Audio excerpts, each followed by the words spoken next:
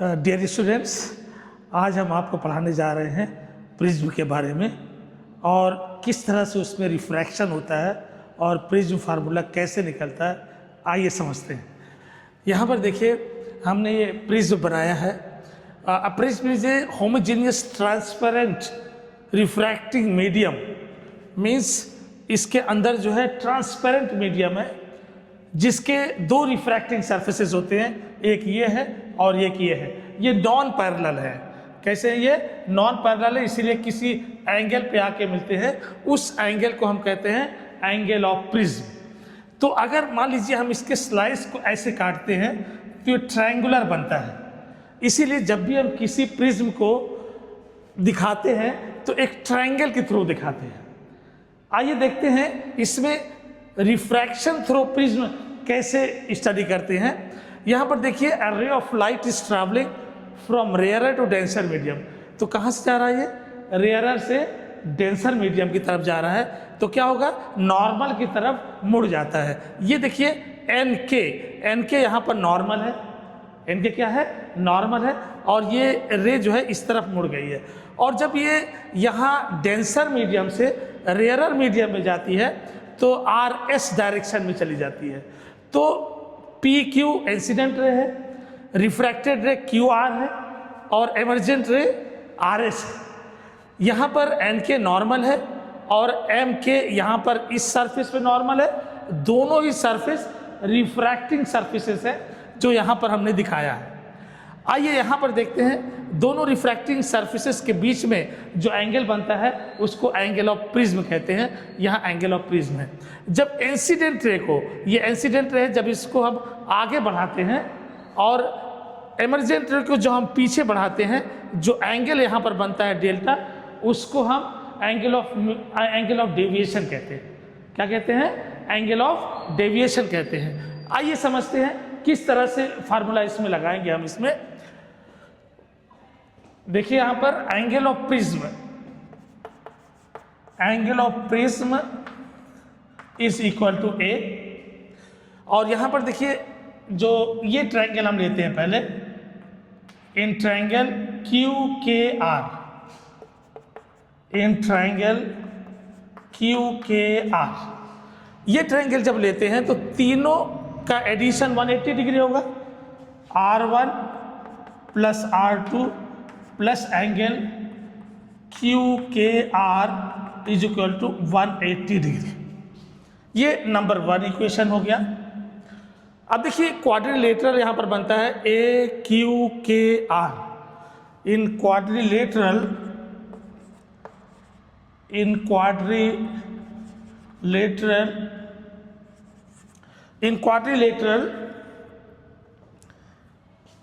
Angle A C, यहाँ पर देखिएगा, ये एन के नॉर्मल है तो यहाँ पर 90 डिग्री बनाएगा। यहाँ पर एम के नॉर्मल है तो यहाँ पर ये 90 डिग्री बनाएगा। तो बचे हुए दोनों एंगल का एडिशन 180 डिग्री हो जाएगा। टोटल 360 होता है। तो कितना हो जाएगा? Angle A plus angle Q K R is equal to 180 degree, number 2। अब देखिए, दोनों 180 डिग्री है, ये भी 180 डिग्री, ये भी 180 डिग्री है। तो दोनों से फ्रॉम 1 एंड 2 दोनों से मिला देंगे। फ्रॉम 1 एंड 2 दोनों मिला दीजिए तो ये लेफ्ट हैंड साइड इक्वल हो जाएगा A plus angle Q K R is equal to R1 plus R2 plus angle Q K R. अब देखिए, दोनों तरफ से angle Q K R cancel हो गया। देयरफॉर क्या आ जाएगा? A is equal to R1 plus R2। ये इक्वेशन नंबर 3 हो। ए इज इक्वल टू कितना आ गया? R1 प्लस R2 क्या आ जाता है। अब देखते हैं, यहाँ पर देखिए, इस ट्रायंगल में देखिए O Q R, in triangle O Q R. अब इसको बना के यहां पर देखते हैं, ओ क्यू आर, ये देखिए यहाँ पर अगर ओ क्यू आर आप लेते हैं तो ये कितने के बराबर है, ये यहाँ पर डेल्टा है, ये एंगल यहाँ पर देखिए, ये एंगल और ये एंगल क्या होगा, vertically opposite angles are equal, तो यहाँ से R1 माइनस हो जाएगा I1 में से, तो ये वाला एंगल कितना हो जाएगा, ये हो जाएगा I माइनस R1, और यहाँ पर वर्टिकली अपोजिट एंगल इक्वल होगा, तो ये E है तो ये भी E होगा, तो यहाँ से R2 माइनस हो जाएगा, क्या हो जाएगा E minus R2, E minus R2। तो यहाँ देखिए ये यहाँ पर है ये QR, ये है QR, यहाँ पर है ये O, और आगे बढ़ाएंगे तो ये जाएगा Z।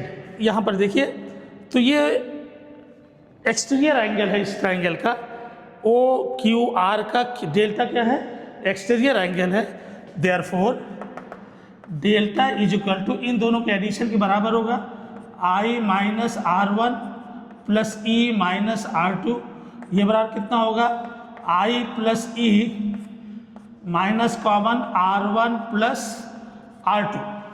अब यहाँ पर देखिए R1 प्लस R2 किसके बराबर है, इस वाले ट्रायंगल में देखिए, इस वाले इक्वेशन में देखिए, ई वाले में A is equal to R1 plus R2, तो यहाँ पर A लिख देंगे, तो कितने के बराबर हो जाएगा, ये हो जाएगा I plus E minus A को इस तरफ ट्रांसफ़र कर लेंगे, अगर ट्रांसफ़र करते हैं तो क्या आ जाएगा बताइए, A plus delta is equal to I plus E, I plus E, एक रिलेशन A भी आता है, इसको इक्वेशन नंबर हम ले लेते हैं 4, इक्वेशन नंबर 4।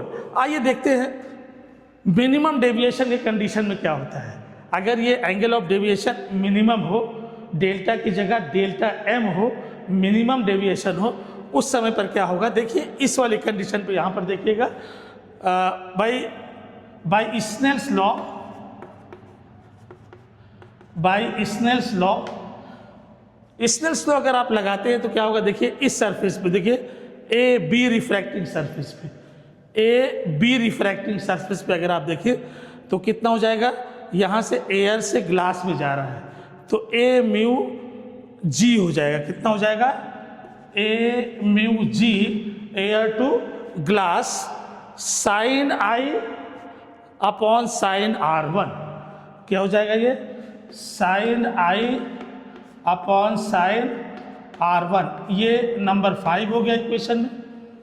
अब देखिए इस वाले सरफेस पर अगर आते हैं रिफ्रैक्टिंग सरफेस AC पर, तो यहाँ पर देखिएगा ये एंगल ऑफ इंसिडेंस हो जाएगा, ये एमर्जेंट एंगल हो जाएगा, तो यहाँ पर भी सेम लॉ लगेगा, तो क्या हो जाएगा जी म्यू ए, जी ये ग्लास है, ग्लास है एयर में, therefore now G mu A is equal to, कहाँ से जा रहा है बताइए, ये जा रहा है ग्लास से एयर में, तो sign R2 upon sine E, कितना हो जाएगा ये sign R2 upon sine E।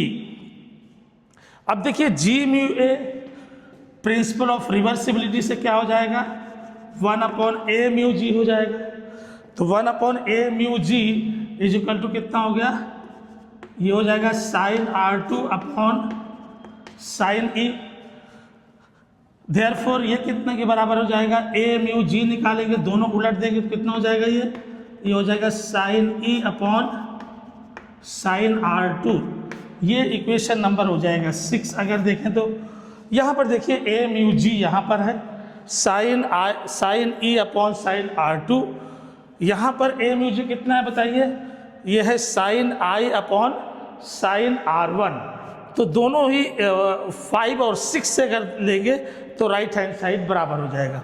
तो आइए देखते हैं फ्रॉम 5 एंड 6,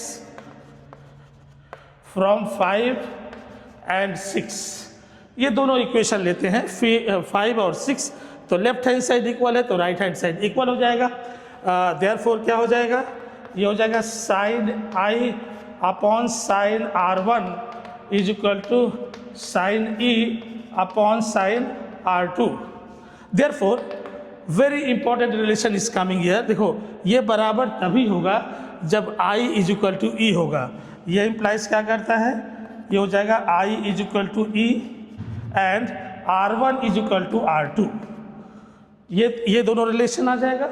अब इस रिलेशन का यूज़ हम कहाँ पर करेंगे? देखिए, ये इक्वेशन नंबर 3 में करेंगे और इक्वेशन नंबर 4 में करेंगे। कहाँ करेंगे? फ्रॉम 3 एंड 4, इक्वेशन नंबर 3 में आएंगे और इक्वेशन नंबर 4 में आएंगे।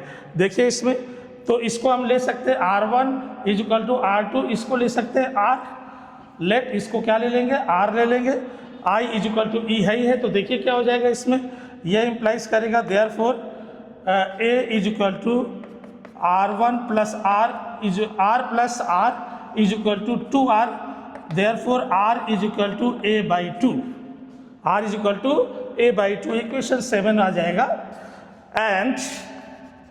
एंड दूसरे वाले इक्वेशन से देखिए, A + डेल्टा = I + E से अगर आप देखें तो क्या मिलेगा? वो मिनिमम डेविएशन की कंडीशन में A + डेल्टा M लिख सकते हैं। A + डेल्टा M, I और E बराबर है, तो ये कितना हो जाएगा? I + I = 2I आ जाएगा। देयरफॉर यहाँ से I निकाल सकते हैं, I = कितना होगा? A + डेल्टा M/2, ये इक्वेशन 8 आ सकता है। देखिए यहाँ से I आ गया आपके पास, यहाँ से R आ गया। अगर ये दोनों आ जाते हैं तो देखिए इक्वेशन को कैसे लिखा जा सकता है, यहाँ पर थोड़ा देखिएगा इक्वेशन हम कैसे लिख सकते हैं इसको। देखिए कैसे इक्वेशन को लिखा जा सकता है।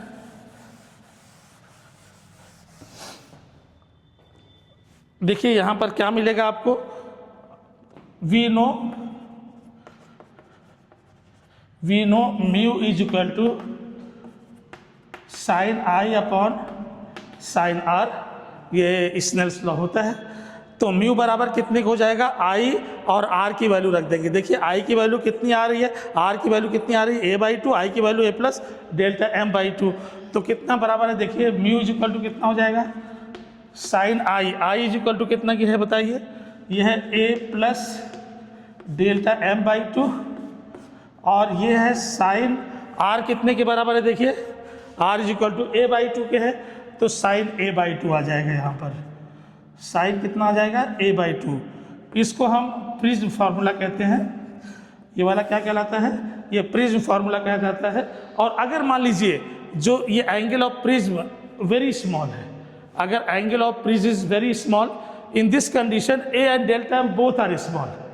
अगर छोटा है ये प्रिज्म, छोटा है, बहुत छोटा एंगल ऑफ प्रिज्म, उस कंडीशन पे क्या हो जाएगा? Mu = if prism is means A is very small, A + delta M both are small, in this condition if A and delta M are very small, अगर छोटा है तो उस कंडीशन में क्या हो जाएगा बताइए? यहाँ से दोनों साइन हट जाएगा, क्योंकि इस कंडीशन में साइन थीटा = थीटा हो जाता है। क्या हो जाता है? साइन थीटा = थीटा हो जाता है। वो वैल्यू यहाँ पर रख देंगे हम। जैसे ही रखेंगे देखिए एक रिलेशन आएगा, म्यू = कितने का आएगा बताइए? ये हो जाएगा A + डेल्टा M/2 अपॉन कितने के बराबर हो जाएगा? A/2, क्योंकि साइन हट जाएगा, साइन थीटा = थीटा हो जाता है अगर थीटा बहुत छोटा हो तो ये 2 यहाँ से कैंसिल हो जाएगा। तो यहाँ पर रिलेशन आएगा कितना? A + delta M upon A, cross multiply कर दीजिए तो कितना हो जाएगा? A mu = A + delta M, A यहाँ ट्रांसफ़र कर दीजिए तो डेल्टा M बराबर कितना हो जाएगा? यहाँ से A कॉमन ले लीजिए, ये हो जाएगा म्यू -1। ये उस कंडीशन में है जब प्रिज्म एंगल छोटा होता है, प्रिज्म पतला होता है, उस कंडीशन में डेल्टा M = A म्यू -1 होता है। Thank you so much.